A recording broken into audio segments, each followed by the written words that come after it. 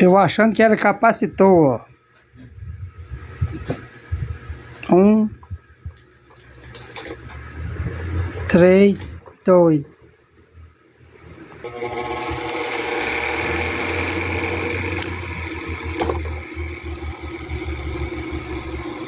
Olha o barulho, pensando que é motor, ó.